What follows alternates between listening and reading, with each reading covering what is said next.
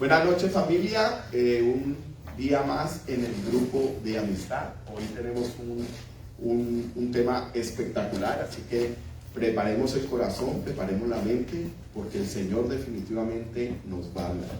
Pero antes de seguir, ¿quién conoce nuestra visión? Visión. Dale. Bueno, Hani, que la grite desde allá. Llévale el micrófono a Hani. I have it right here. No importa, pero el micrófono es para que nosotros también lo hagamos. En mi boca hablaré palabras de vida. No, esa es la declaración. Le pedí la visión. Vamos en desorden. Ir a ser. Me tiene nerviosa, ¿no? Ir a ser discípulos a todas las naciones, comenzando en Miami hasta lo último de esquina de la tierra, enseñándoles lo que Jesús nos enseñó por medio de grupos en casa, a dar la vida por nuestros amigos. Bien. ¿Y sabes tú que Yeshua llamaba amigo a Judas? Así que no es solamente dar la vida por los que nos hacen bien, sino por aquellos que también nos traicionan. ¿Ves? Y esa es la parte difícil, ¿sí o no? Cambiame el micrófono. Ve, pásame ese. Sí, porque yo tengo mucha energía. Eso. Este sí. Entonces es importante que nosotros entendamos que cuando hablamos de dar la vida por nuestros amigos, no es dar la vida por todos aquellos que nos aman, es también dar la vida por aquellos que a lo mejor sentimos nosotros que no les caemos bien, porque de eso se trata. Yeshua no murió por los buenos nada más, o por los que eran sus panas o sus parceros, como lo podemos llamar en Colombia. Yeshua murió por todos nosotros, y nosotros éramos enemigos de Dios. ¿Sabían eso? ¿Por qué éramos enemigos de Dios? Porque no estábamos reconciliados con Él. Porque no estábamos reconciliados con Él. Así que es muy importante. Bueno, nuestra declaratoria de poder, ¿quién la dice?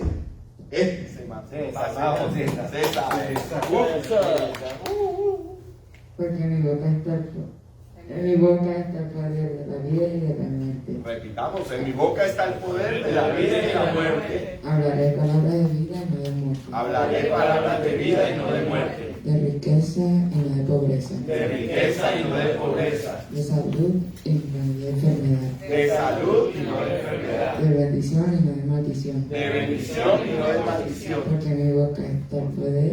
Porque en mi boca está hay un milagro hoy. Porque en mi boca hay un milagro hoy. ¡Vamos! ¡Tremendo! Chévere. Nos ven de Colombia, nos ven de... Panamá, Australia. No, hasta aquí ya no dan. ¿Puedes poner el filtro de maquillaje? ¿Cuál sacar más baja de Sí, bien? sí, de maquillaje. Tiene el filtro de adelgazar, maquillaje. Ojalá. Te agradezco. Bueno, familia, ¿quién no tiene la enseñanza de hoy? ¿A quién le hace falta? ¿Sí? ¿Alguien se las puede mandar, por favor? Mira, la enseñanza de hoy se llama Yeshua, nuestro maestro. Nice. Y qué tremendo, porque la palabra maestro en hebreo es Abba, no es el padre. y eso no es en hebreo. Maestro. Rabí. ¿Ok? Rabí es maestro. ¿Ok? Y a él le decían escribas, fariseos, y la multitud le llamaban rabí. ¿Ok? ¿Por qué? ¿Por qué le llamaban maestro? Porque se conoce la escritura. Porque era un conocedor de la Torá. Y es importante que entendamos ese concepto. ¿Por qué? Porque no cualquiera era llamado maestro. Yo tengo mucha estética. Estética. Es que estéticamente... Ya. Ok, yo tengo mucha estética. Okay. Bueno, entonces es importante que entendamos este concepto, porque cuando estamos hablando de que él era llamado maestro, es porque él se preparó desde la edad de los 12 años a la edad de los 29 años en el estudio de la Torá. Entonces, no era no lo llamaban maestro solamente por llamarlo, era porque tenía un título, había estudiado y se había preparado. Pero vamos a ver qué nos enseña hoy la palabra. Si él era maestro por título, o sea que tiene mucho que enseñarnos y tenemos mucho que aprender de él. Y no hay maestro realmente si no tiene alumnos. Entonces, ¿cuántos de nosotros queremos ser alumnos verdaderamente de Yeshua, de Cristo Jesús? Definitivamente. Mira lo que dice la idea central. Yeshua vino a salvarnos y a enseñarnos una nueva manera de vivir. ¿Cuántos han descubierto en su transcurso de la vida de que la manera de vivir que hemos llevado realmente no nos ha servido para nada? ¿Sí o no? ¿Cuántos siempre paran en un momento y dicen, necesito cambiar? Porque realmente nos damos cuenta de que hay acciones que tenemos que realmente como que no nos benefician mucho ni a nosotros mismos ni a los que están alrededor nuestro. Entonces, definitivamente siempre necesitamos cambiar, pero cambiar no es como por arte de magia. Cambiar no es que vinieron y te hicieron, ¡pum!, cambian. No. Muchas veces pensamos que venir a los pies de nuestro maestro nos da un cambio automático, y no es así, ¿cierto? Vamos a ver qué realmente es cambiar dejándonos dirigir por un maestro. La introducción, ¿quién me puede leer la introducción, Mauro? ¿Tú la tienes? ¿Tú tienes el micrófono? Cuando las clases presenciales se suspendieron en marzo Hola, del Marisa. 2020, Bueno, vuelve a empezar, Xavier, tú me lees el versículo 1. cuando las clases presenciales se suspendieron en marzo de 2020 a causa del COVID-19, el maestro guatemalteco Gerardo Ixcoy le invadió la tristeza, pero rápidamente cambió el semblante. Con $90 ahorrados compró una bicicleta y la adaptó como un triciclo con pizarrón para poder visitar cada día a sus alumnos. Ixcoy, mejor conocido como el profe Lalito, pedalea a diario para ir de casa en casa de sus 10 alumnos en un municipio de Guatemala.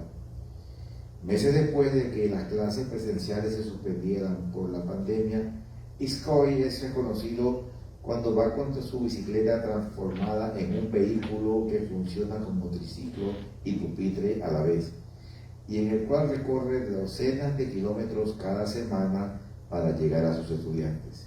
¡Wow! ¡Qué tremendo!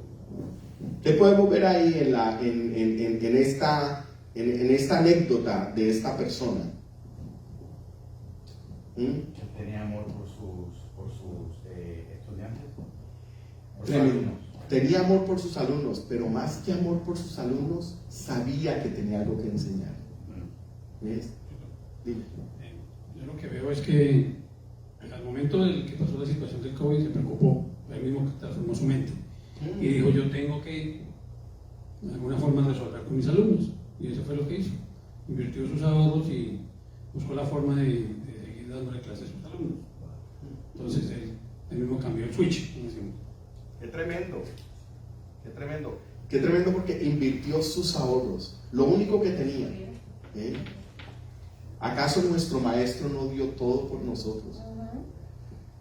¿Qué fue lo más valioso que dio nuestro maestro por nosotros? Su vida. Su vida, definitivamente. El punto número 1 dice transformación de mente. Así que le voy a pedir a Mauricio que me lea Romanos 12:2, por favor. Y Mateo también de una vez. Okay. Y no adopten las costumbres de este mundo, sino transfórmense por medio de la renovación de su mente, para que comprueben cuál es la voluntad de Dios, lo que es bueno, agradable y perfecto. Mateo 5, 22 y 39.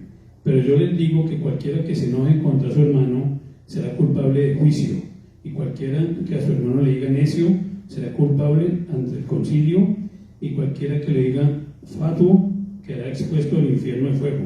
Por tanto, si traes tu ofrenda al altar y así te acuerdas de que tu hermano tiene algo contra ti, deja allí tu ofrenda delante del altar y ve y reconcíliate primero con tu hermano, y después de eso vuelve y presenta tu ofrenda. Ponte de acuerdo pronto con tu adversario mientras estás con él en el camino, no sea que el adversario te entregue al juez y el juez al alguacil y seas echado en la cárcel. De cierto te digo que no saldrás de allí hasta que hayas pagado el último centavo. Dale, vamos a parar ahí un minuto. Transformación de la mente. Tenemos que entender dos cosas, incluyendo nosotros que llevamos muchos años en el cristianismo o conociendo la palabra del Señor. Hay veces llegamos a un momento donde pensamos que ya no lo sabemos todo, o pensamos que no hay más que aprender. Pero déjame decirte que en la palabra de nuestro Padre Celestial, la mente es constantemente transformada. La palabra de Dios es como una cebolla que tiene diferentes capas. Y cuando tú empiezas a quitar, coges un versículo, eso es lo que se llama discernir la palabra, escudriñarla, es empezar a desgajar el versículo capa por capa. Y no importa cuántas capas tú le quites al versículo, el versículo siempre te va a enseñar algo nuevo. Y cada vez que te enseña, te hace llorar porque te confronta contigo mismo. Eso se llama renovar la mente. Renovar la mente no es conocer algo para decirle a los demás que tú sabes mucho. Renovar la mente es aprender algo que va a transformar tu interior para entonces cambiar tu estilo de vida y caminar diferente. ¿Cierto? ¿Sí? Entonces él empieza con el versículo de Romanos 12:12, donde dice que tenemos que renovar nuestra mente. Si llegas a un momento en tu vida espiritual donde tú dices, ya no tengo más nada que aprender, ya te estancaste. Tu mente tiene que ser renovada constantemente. Si piensas que te lo sabes todo, o si pienso yo que me lo sé todo, ya estoy mal. ¿Okay? Porque ya no voy a aprender. Automáticamente mi cerebro se frena y mi espíritu, por más que quiera enseñarle más, ya mi cerebro no va a recibir. Por eso constantemente tenemos que tener la humildad de querer aprender y aprender y aprender. ¿Para qué? Para que entonces ya estos versículos que vienen a continuación pues hagan sentido en nuestra mente. Porque ¿qué sentido tiene que primero nos hablen de renovar la mente y después nos enseñen en Mateo 5:22 lo que es amar a tu hermano, o lo que es tener contiendas, o lo que es saber que alguien tenga algo en contra de ti? Y ojo que este versículo no dice que tú tengas algo en contra de alguien, sino que ahí te está diciendo, si cuando llegas al altar recuerdas que tu hermano está herido en su corazón, o que tu hermano te hizo algo que hirió tu corazón, tienes que ir a hablar con tu hermano. ¿Sí? Por lo general nosotros decimos, no, él me hirió, que él venga a buscarme, a pedirme perdón. Pero eso es renovar la mente. Humanamente nos enseñan que si él fue el que me hirió, él es el que tiene que venir a buscarme, a pedirme perdón. Pero cuando renovamos la mente vemos que es diferente. No, un momentico. Ok, él me hirió. Él no ha venido a buscarme, a pedirme perdón. Yo tengo que entregar mi ofrenda al altar. Yo voy a ir a buscarlo. Y si yo tengo que pedirle perdón, yo le voy a pedir perdón. ¿Pero por qué le vas a pedir perdón? Porque a lo mejor en el momento cuando te ofendió, en tu mente dijiste cosas que no debiste haber dicho. ¿Cierto? Porque ¿quién no lo hace? Cuando a mí me hieren, en el momento uno dice, pero este man, ¿qué le pasa? ¿Sí o no? Y en la mente no ofende. Claro, por favor. Complementando lo que dice Lucho, cuando nosotros recién llegamos a los pies del Señor, pues obviamente nosotros venimos con una mente mundana. Así es. Entonces, con más importancia que nosotros cambiemos nuestra mente. Les pongo un ejemplo, por ejemplo, cuando yo llegué a este país, que bueno, al comienzo, mientras tuvimos los papeles, tocó trabajar lo que fueran. Pero después, pues bueno, tuvimos un negocio, pero claro, yo venía con la mente del mundo y entonces era un negocio de exportación y había mucha transferencia del exterior. Entonces, no, que es que todo el mundo hace las transferencias por México, por terceras partes, que eso está bien. Y tremendo lío que me metí con eso. Entonces me tocó transformar mi mente comenzando por ahí, diciendo, no, es que el 1% no lo hacemos y yo no lo voy a hacer. Y me tocó comenzar de cero después de pasar por unos cuantos problemas bien grandes. Entonces realmente cuando uno empieza a caminar con Cristo, realmente ahí es el inicio de transformar nuestra mente a la voluntad de Dios, definitivamente, es lo que quiere Dios. Y ser sensible uno y escuchar, porque pues en el caso mío, pues el Señor me cuidó, definitivamente, porque hubiera podido ser un problema mucho más grave, Claro, legal. de cárcel y todo. Así mismo es. Estuvimos bien cerca, ¿no? De eso, pero bueno, gracias a Dios el Señor llegó a tiempo y Mira. aquí estamos. Dios, si no llegó a tiempo a la vida de este man, queda preso. ¿Okay? ¿Quién más tiene una anécdota de algo que tuvieron que transformar? Bueno, yo no quiero hablar sobre una anécdota, sino una reflexión.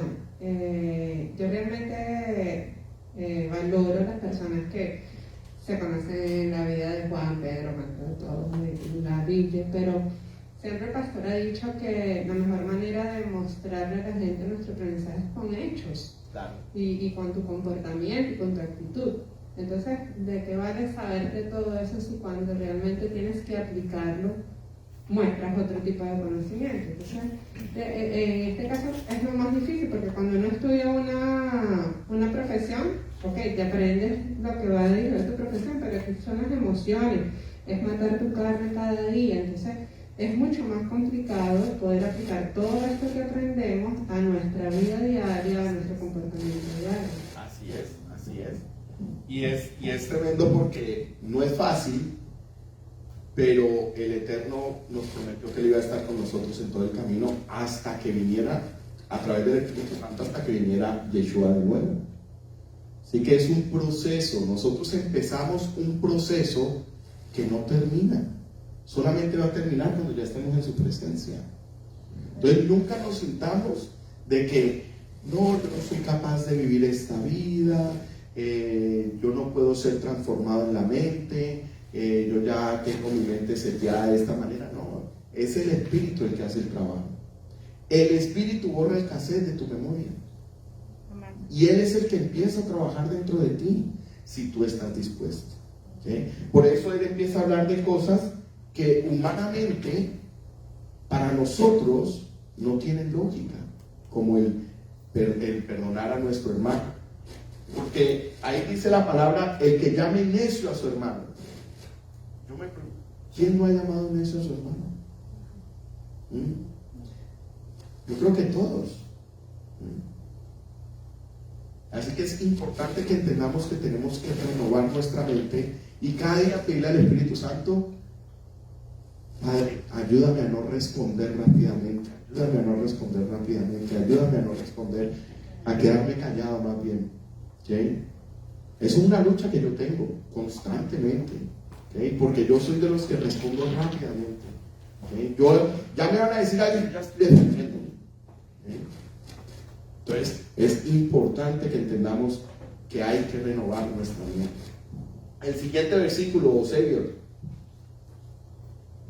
Yeshua y el divorcio. Y el divorcio. O sea que ya nos enseñó, ya nos está enseñando de cómo tenemos que tratar a nuestro prójimo. Ahorita nos va a cambiar la mente en lo que la palabra nos enseña, en lo que el mundo nos enseña acerca del divorcio. ¿Okay? Dale. Perdón, Yeshua y el adulterio. Perdón, Yeshua y el adulterio. Ustedes han oído que fue dicho, no cometerás adulterio. Pero yo les digo que cualquiera que mira con deseos a una mujer, ya adulteró con ella en su corazón. Por tanto, si tu ojo derecho te hace caer en pecado, sácatelo y deshazte de él. Es mejor que se pierda uno de tus miembros y no que todo tu cuerpo sea echado al infierno. Y si tu mano derecha te hace caer en pecado, córtatela y deshazte de ella. Es mejor que se pierda uno de tus miembros y no que todo tu cuerpo sea echado al infierno. Eso suena muy duro, ¿sí o no? ¿Okay? Ahora yo te pregunto, ¿a qué grupo de personas Yeshua les estaba hablando de esta palabra? cuando él menciona esto, esto está en el libro de Mateo, ¿okay? Él estaba hablando en el sermón del monte, le está hablando a un montón de gente. Muchos de ellos conocían la ley, muchos de ellos no conocían la ley, porque el que dice no cometerás adulterio, eso está escrito en Éxodo, en el libro de la ley. ¿Y qué es cometer adulterio? ¿Okay? En la ley de Moisés, cometer adulterio era acostarse con otra persona que no fuera tu cónyuge y que te encontraran en el acto. ¿Me entiendes? Esa era la ley de Moisés. Tenían que encontrarte en el acto. Entonces te llevaban a la corte y en la corte decidían cuál era tu sentencia por cometer adulterio. Recordemos que a María Magdalena le iban a apedrear. ¿Por qué? Entonces, ¿cuál era la paga del adulterio? Muerte. ¿Cómo? A piedradas. ¿Okay? Pero tenía que haber un testigo. No era que dijeron, yo los vi. No. Tenía que haber 2 o más testigos. Por eso cuando llevaron a María Magdalena en la presencia de Yeshua, le dijeron, la encontramos. Y fueron varias personas las que testificaron que ella había sido encontrada en el acto del adulterio. ¿Y qué les dijo? ¿Qué dice la ley? Fue lo primero que les dijo Yeshua. La ley dice que debe de morir apiedrada. ¿Bien? Porque esa era la ley de Moisés. ¿Bien? Ahora, él está diciendo aquí algo tremendo. Dice, pero yo os digo, o sea que esa ley donde se requería que hubiera más de 2 testigos, la llevó a otro extremo. Dijo, más os digo que el que ve a una mujer y la desea en su corazón, ya es culpable. ¿Por qué? ¿Dónde está el testigo si nadie ve lo que tú ves lo que hay en tu corazón? El Espíritu Santo es el testigo. Tú y el Espíritu Santo son los testigos. O sea, hay 2.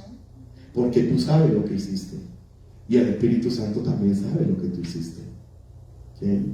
Por eso Él lo lleva a ese punto y a ese nivel.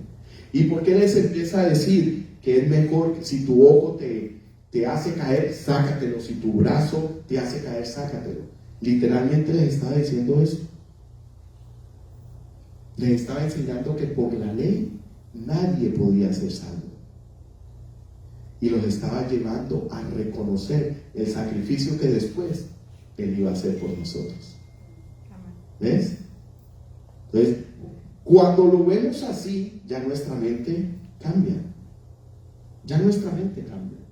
Para nosotros ya tenemos que ver que, cada vez que se nos atraviesa una mujer, mira, yo tuve el pastor de mi primera iglesia. Él era un hombre barranquillero, muy elegante, muy pinta, muy bien. ¿Okay? Y una vez, él estaba en la alabanza, era una iglesia inmensa. ¿Okay? Y vimos, él siempre adoraba hacia el frente y adoraba al Señor y todo el mundo lo veía. Pero ese día, él estaba así de frente adorando y de un momento se volteó hacia el otro lado de la tarima. Y resulta y sucede que cuando él estaba orando, entró una mujer muy apretada en ropa, que se le marcaba mucho el cuerpo. Y él decidió voltearse porque ¿qué iba a producir eso en él? Lo iba a llevar a lo que no era. Pero guiado en el Espíritu y con fuerza de voluntad, se volteó. La pregunta es, ¿cuántos hombres hacen eso? ¿Cuántos hombres deciden voltear la mirada? ¿Cuántos hombres se quedan contemplando, pensando que nadie los está viendo? Eso es lo que él está hablando aquí. Pero él sabiamente se volteó. Y después, en el servicio, él exhortó a las mujeres a que se vistieran apropiadamente, para que no fueran piedra de tropiezo para los mismos hombres de la iglesia. ¿Sí o no? Entonces, de eso se trata. cambió, renovó su mente. Porque otras personas no renuevan la mente, se quedan con esa mente así, y como dice, nadie me está viendo, pero no se da cuenta de que hay un testigo que nos está viendo, que nos está viendo. Amén. Okay. Yeshua y el divorcio. ¿Quién me lee Yeshua y el divorcio? También fue dicho, cualquiera que se divorcie de su mujer debe darle un certificado de divorcio. Pero yo les digo que el que se divorcie de su mujer, al no ser por causa de fornicación, hace que ella adultere, y el que se casa con la divorciada comete adulterio. Ese versículo es muy polémico, ¿sí o no? ¿Okay? ¿Por qué es polémico? Porque la ley también dice que, y mira esto, una vez estudiando esto, el Señor me mostraba cosas impresionantes. Dice, también fue dicho, cualquiera que se divorcie de su mujer debe darle un certificado de divorcio. ¿Okay? Pero antes dice, aquel que aborrece, hay otras versiones que dicen, aquel que aborrece a su mujer, que ya está cansado de ella, que ya no la puede ni ver, que cualquier cosa que ella dice le molesta, ¿cierto? Ahora yo te hago una pregunta, honestamente. Cuando un hombre está así de una mujer, por lo general, ¿qué es lo que está pasando en la vida de ese hombre? Lo primero que van a decir, hay otra, ¿sí o no? ¿Okay?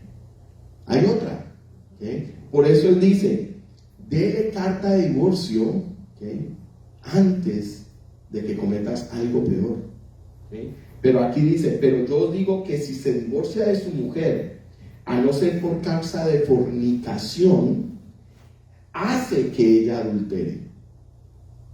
Porque si una mujer no recibe de su esposo ese amor, no recibe de su esposo esa atención, no recibe de su esposo ese cariño, no recibe de su esposo, las mujeres necesitan afecto, ¿sí o no, bellas damas? Que el hombre les diga lo linda que están, palabras de afirmación. Si no lo reciben de su marido, van a buscarlo en otro, o otro va a impulsarle el oído, y cuando lo escuchan en otro dicen, pero ¿por qué mi esposo no me lo dice?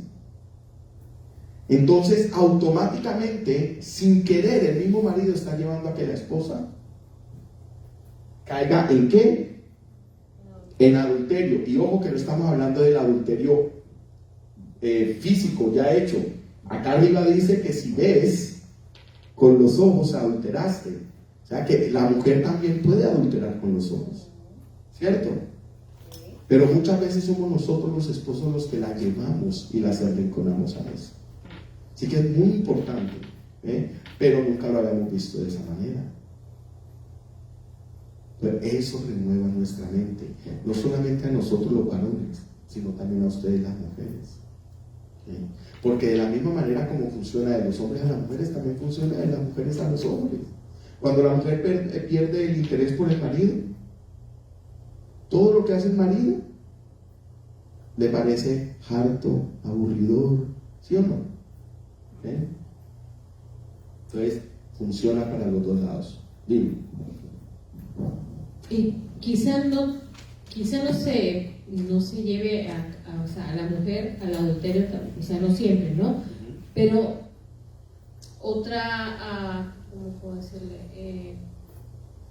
Otra cosa que pudiera pasar, que nosotros las mujeres entonces nos volvamos amargadas, fastidiadas, porque si tienes al esposo que no te dicen cosas bonitas, pero cuando quieren intimidad sí, entonces uno se siente usada, ¿no? Entonces ya uno está de mal humor, entonces cualquier cosa que te dicen empiezan los conflictos por eso, porque si no se nos tratan bien, entonces ya una no necesariamente cae en adulterio, pero sí de repente una se entristece en el corazón y se pone amargada, entonces eso fastidia al hombre y el hombre se harta. Amén, amén, amén.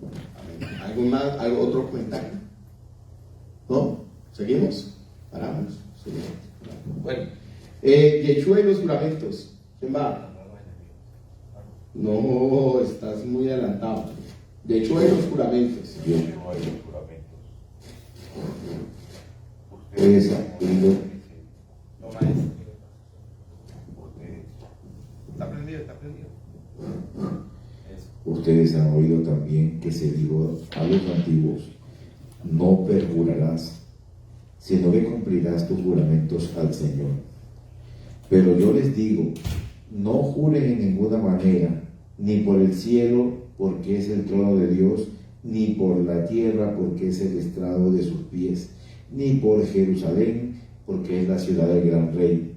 No jurarás ni por tu cabeza, porque no puedes hacer blanco o negro un solo cabello tuyo.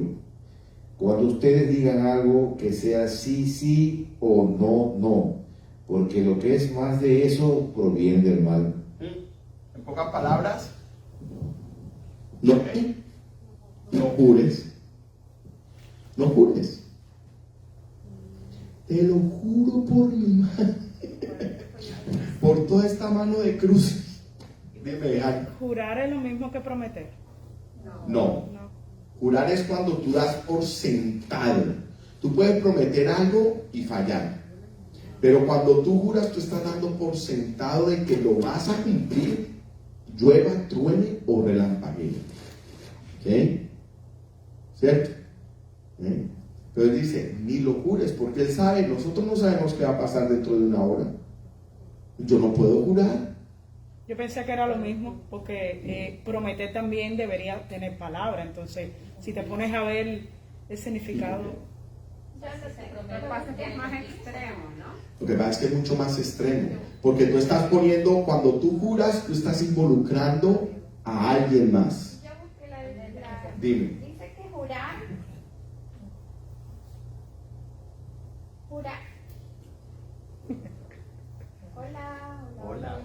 Ya.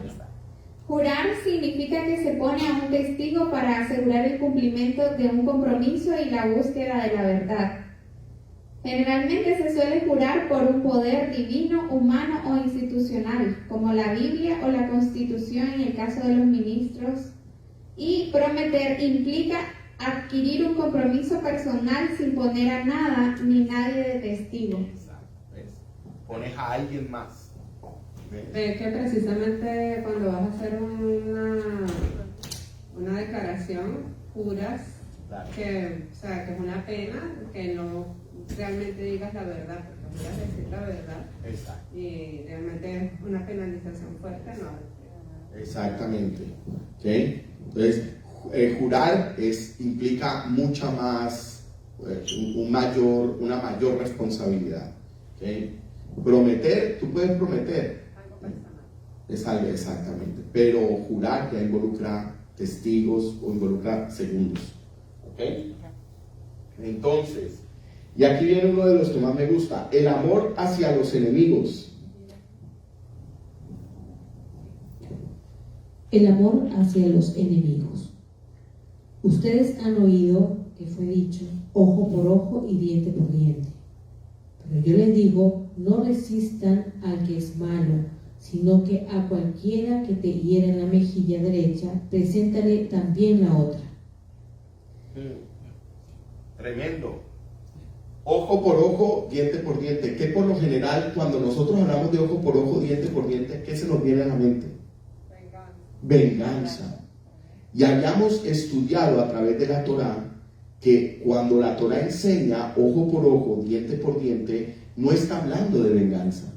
La Torá está enseñando de una indemnización por daños y perjuicios.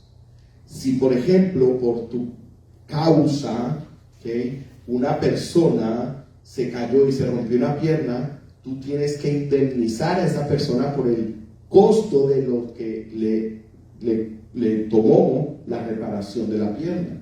Eso es lo que llaman ojo por ojo, diente por diente.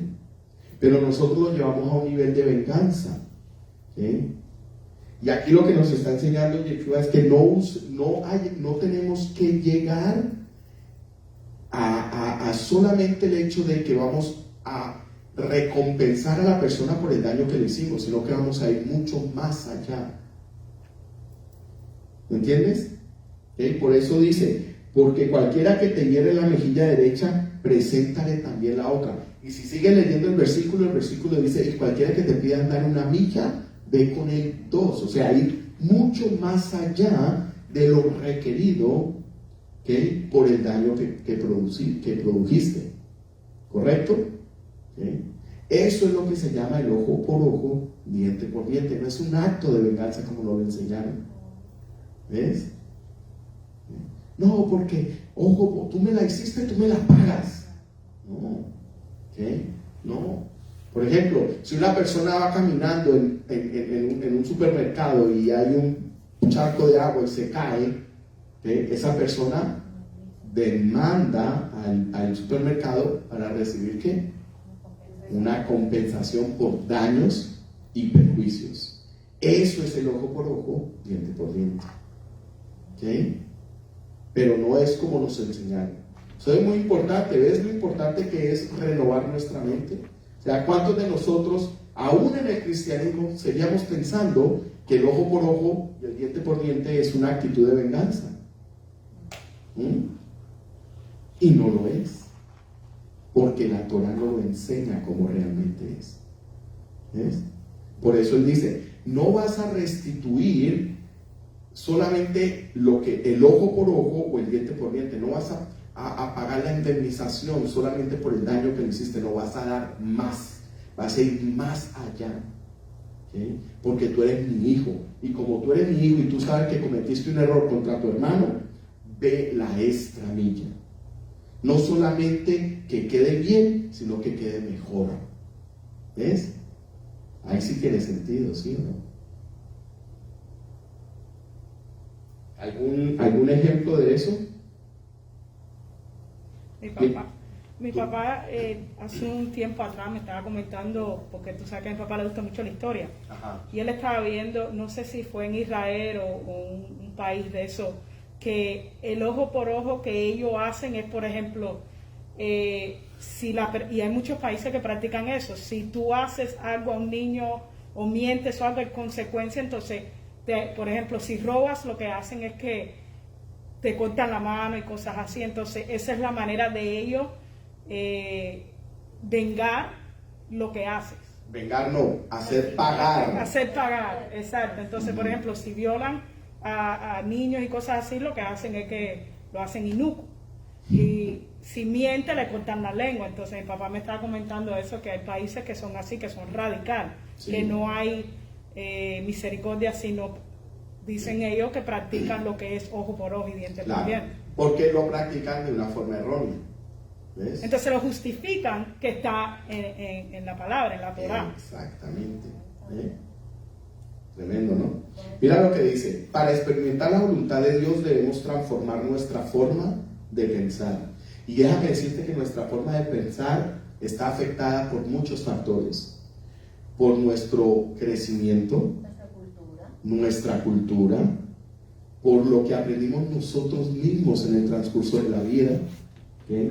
Por las heridas, los traumas, las experiencias, los golpes. Así que nuestra forma de pensar realmente está muy contaminada, ¿cierto? Y también, Luchito, no solamente eso, sino en nuestra misma relación con Dios también cambia nuestra forma de pensar. Así mismo es. Porque podemos ser cristianos, pero no tenemos una relación con Dios, entonces no, el Espíritu Santo no lo tenemos y no podemos discernir, en el caso de este tipo de versículos que pues, se acomodan para mal interpretarlos.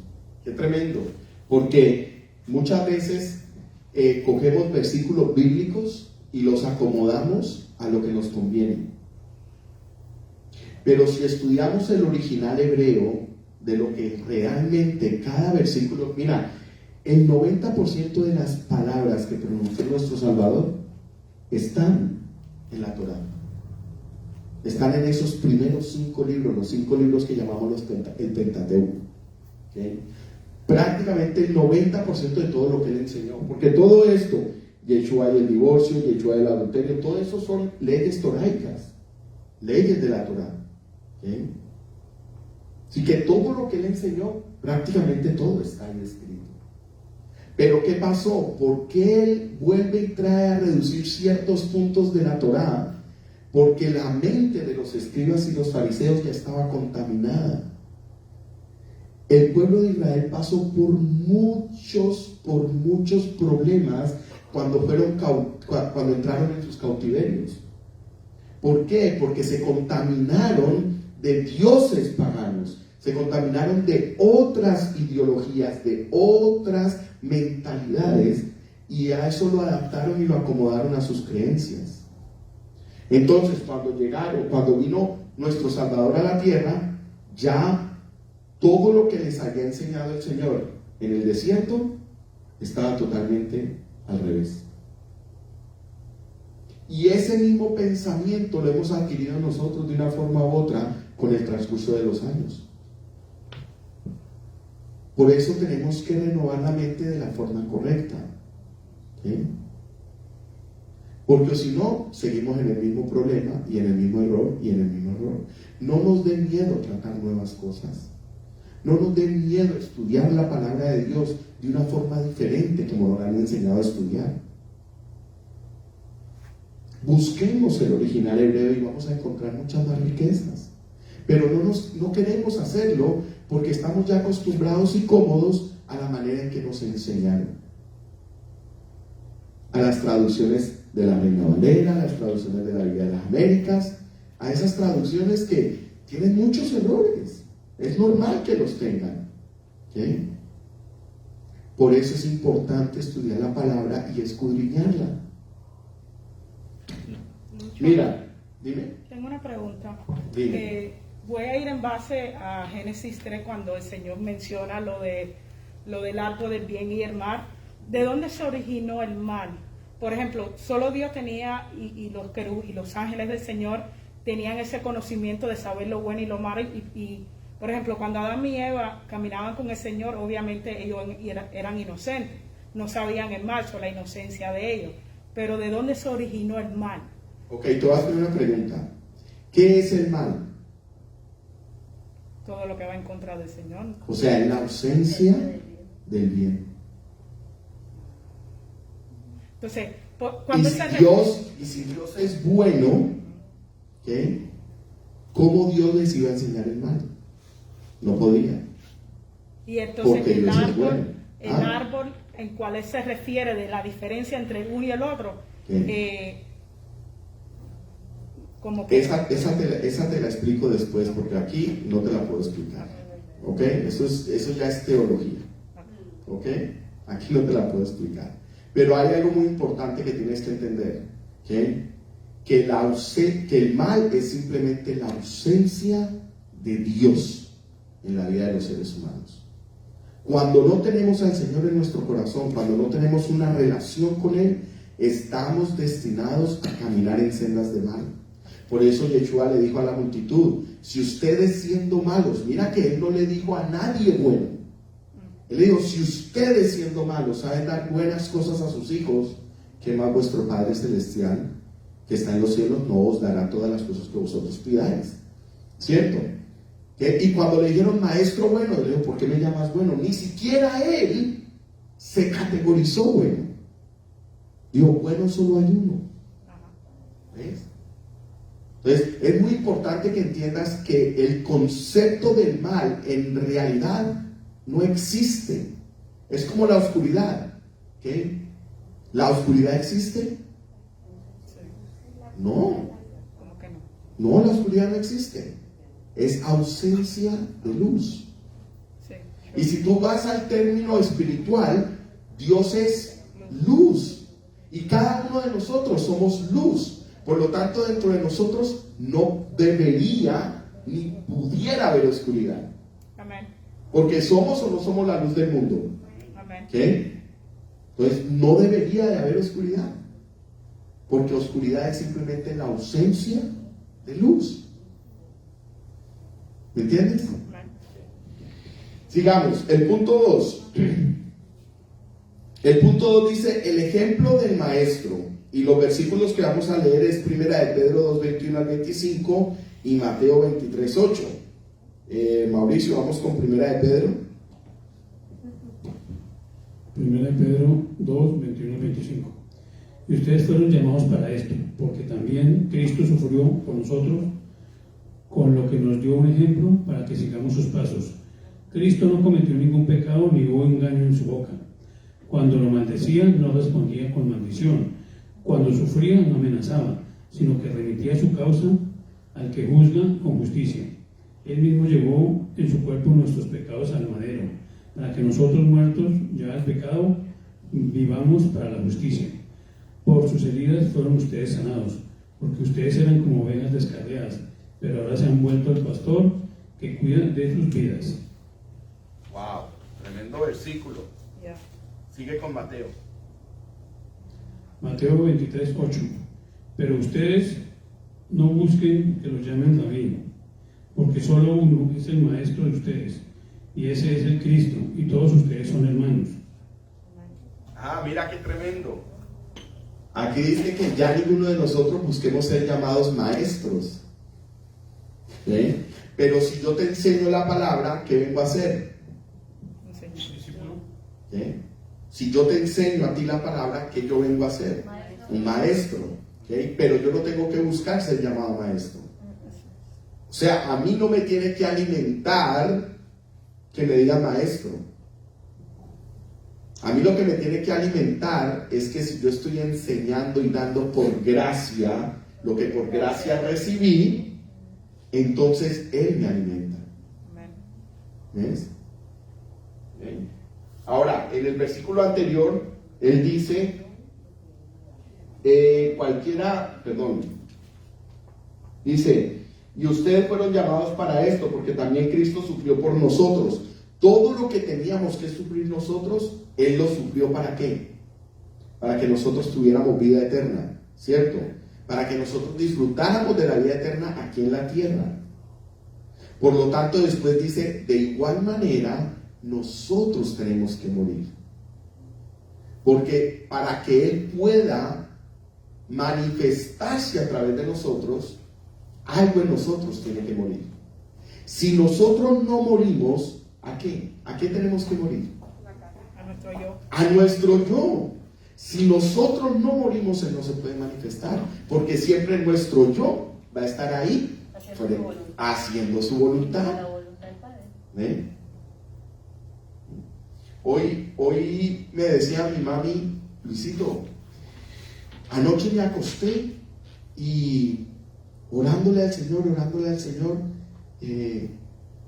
me vine y me acosté un minutico en la sala, porque Alberto Alberto es el esposo de mi mamá, no se dormía, y yo le decía al Señor, ¿qué hago? ¿Qué hago? ¿Debería estar allá en el cuarto o me quedo aquí en la sala? Y el Señor le empezó a decir no solamente que se fuera para el cuarto, sino que le dio todo el plan del día de hoy. Y entonces ella decidió hacer todo lo que Dios le había dicho en la noche, decidió hacerlo paso por paso el día de hoy. Hoy tenían una cita muy importante donde el doctor de mi viejo, porque hoy iban a decidir si le iban a poner un port para poderle hacer limpiar los riñones, hacerle diálisis. Y mi hijo tiene 87 años. Una diálisis es, mejor dicho, decirle hasta luego. Más sin embargo, mi viejo tiene un solo riñón funcionando y estaba funcionando al 10%. ¿Okay? Y él iba a donde el médico hoy para que ya le dieran la autorización para ponerle el port para hacerle la diálisis. Cuando llegaron, ¿okay?, y les hicieron todos los exámenes y chequearon todos los exámenes que le habían hecho, el riñón estaba funcionando al 23%. El doctor dijo, esto no pasa. Un riñón no sube, no mejora. Un riñón empeora. Esto no tiene sentido. Que un riñón de un 10% ahora esté funcionando al 23%, eso es ilógico. Pero mi mamá decidió creerle al Señor. Amén.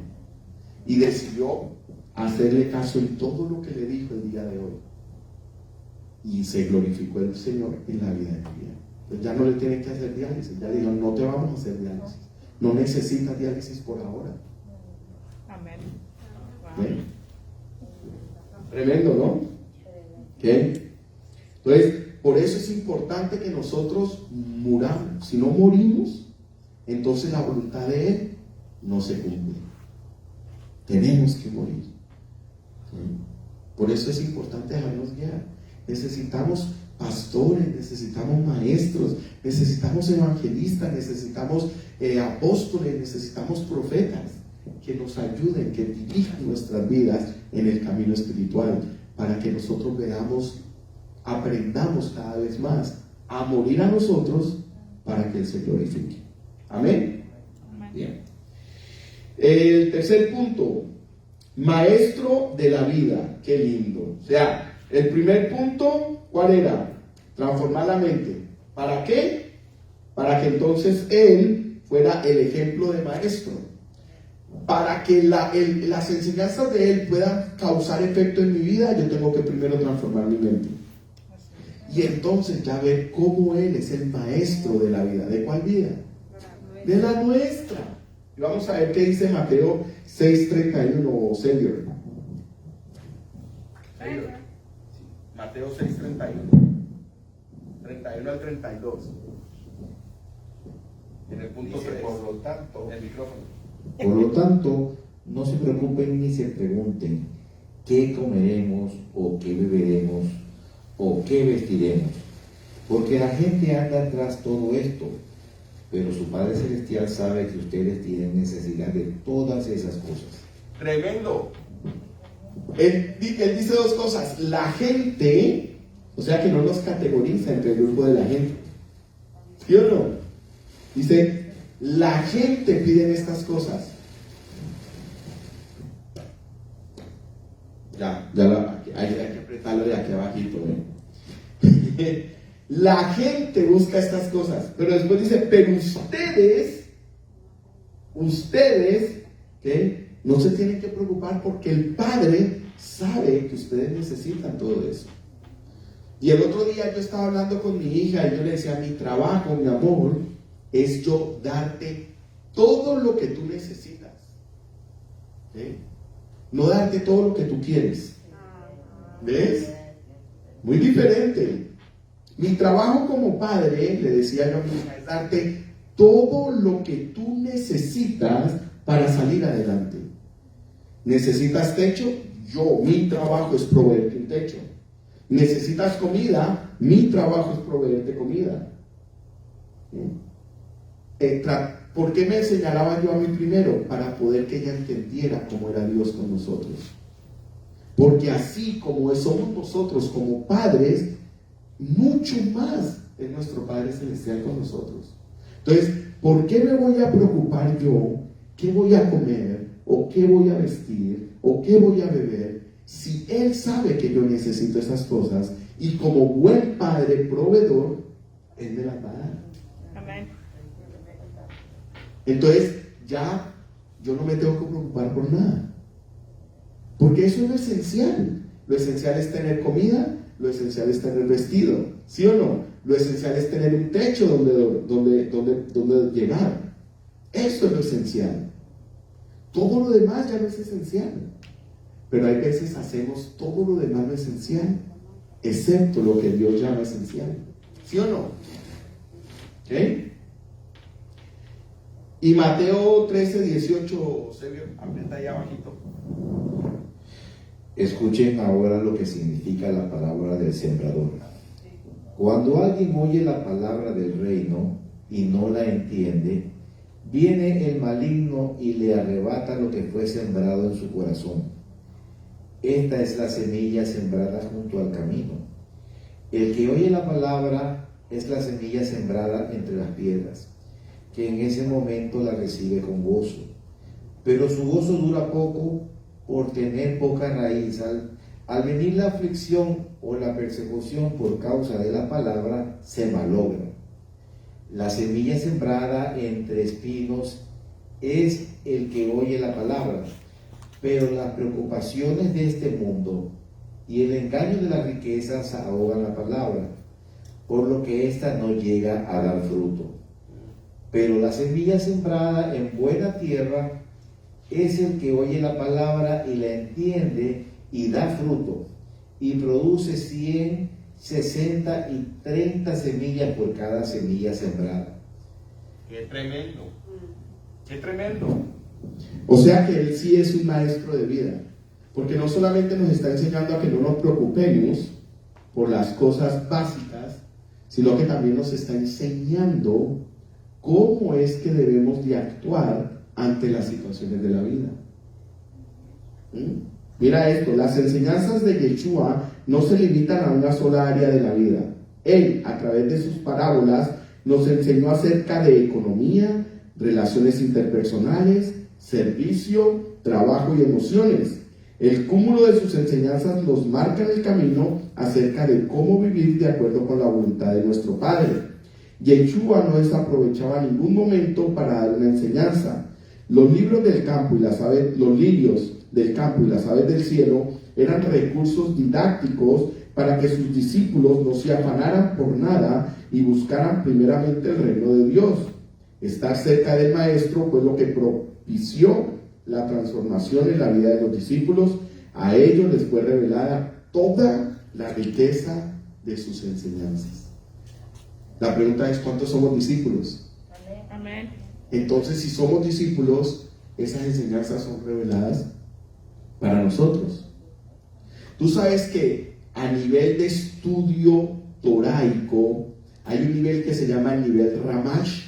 El nivel Ramash es coger un versículo bíblico y aplicarlo a usar ejemplos de la vida diaria, cotidiana, para poder explicar ese versículo bíblico. Eso era lo que son las parábolas. Las parábolas de nuestro maestro eran puntos toraicos donde él usaba ejemplos del diario vivir para que pudiéramos entenderlo de una forma clara y entonces poderlo aplicar a nuestra vida. Eso es lo que se llama el nivel Ramash. ¿Okay? Entonces, es importante que cuando tú estudies la palabra del Señor, tú busques toda esa información para que la entiendas y entonces la puedas. Palabra entendida es más fácil de aplicar. Palabra que no se entiende, ¿cómo la aplicamos? Pero cuando la entendemos, decimos, eso es lo que me falta. Y nos esforzamos. Si amamos a Dios, nos vamos a esforzar en querer practicarla y cambiar nuestra vida. Amén. Amén. Okay. Conclusión y aplicación. Mayra, léeme la conclusión y la aplicación. Ahí abajo al final. Tenemos un maestro que quiere enseñarnos a vivir de acuerdo con la voluntad de Dios. Acerquémonos a Él y obedezcamos cada una de sus enseñanzas. Eso nos permitirá vivir en plenitud. Amén. Tremendo. ¿Cuántos estamos dispuestos a acercarnos más a Él? Amén. Ustedes que nos están viendo allá en las redes sociales, si estás decidido a acercarte más a Él, si sabes que todo lo que estás viviendo, lo que estás pasando, cualquier situación, por muy difícil que sea, si te acercas a Él, vas a encontrar la salida. Amén.